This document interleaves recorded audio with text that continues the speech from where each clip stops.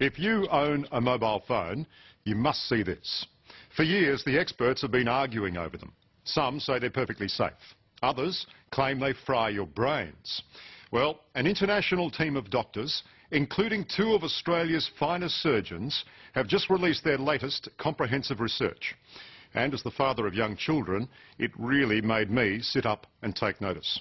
They say prolonged use of mobile phones could double the risk of malignant brain tumours, the deadliest of all cancers, the kind that leaves no survivors. With an entire generation now growing up hooked on their mobiles, that could be absolutely devastating.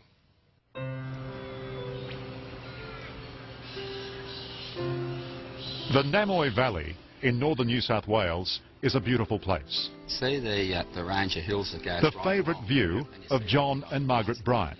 Yeah. It's just nice to know that we could sit here and look out over there for a while. It's beautiful. Little piece of heaven on earth, isn't it?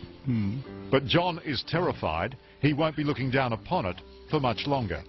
He has terminal brain cancer. You've got to hang on, you've been so positive all throughout. So you just got to keep on going. Yeah. While there's life, there's hope. Ironically, after a life of physical toil on the land, this rough and tumble farmer blames modern technology for killing him. His mobile phone. Mate, there's no doubt about mine. I know what killed me. John, you're saying what killed you as if you're already dead. Yeah, well, I am dead, aren't I? I'm a dead man walking, really, aren't I? When you think about it. This is when you knew you were in a bit of strife, was it, when you first went up? Oh, yeah, when I started... Last November, John was working in his shearing shed when he lost control of the left side of his body. Doctors found a malignant tumour just behind his right ear. I told Dr Hughes, he's a very good doctor, I said, I don't want any crap, tell me the truth, you know.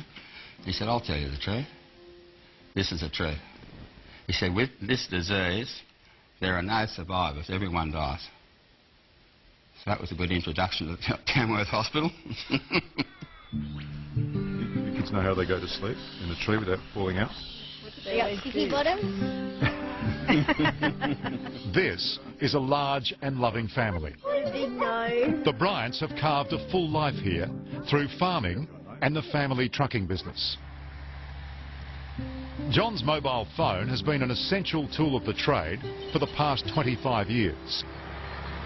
And he's in no doubt those countless hours with it glued to his ear gave him the brain tumour. I can't begin to imagine what you're going through. No, no one can begin to imagine, because people come up to me just, you know, they're trying to be nice and they say, I can imagine how you feel. And I think, no, you can't imagine how I feel, you know. And I reckon it's caused definitely by those bloody mobile phones. Dr Teo, John insists his brain tumour has been caused by his mobile phone. Do you agree with his diagnosis? Insist is a strong word, and there are always 2 sides to every story. But if the question is, do I believe that mobile phones can cause brain cancer, the answer is yes, I do. Exactly. The fact that you've deteriorated so much in the last 3 days means that you probably won't survive more than about 3 more weeks with this. Yeah. It's that bad. Yeah, I know. I know it's bad. Dr Charlie Teo is John's neurosurgeon, his last hope to beat the tumour. He's also the co-author of a frightening new study that's predicting a dramatic increase in brain tumours caused by the long-term use of mobile phones. That's a huge fear. I mean, what if we're right? Then if we're right, we're going to see a huge increase in brain tumours and brain cancer in the next decade or so. It's going to be frightening. And guess what, Lamb? We're already frightened by what we're seeing.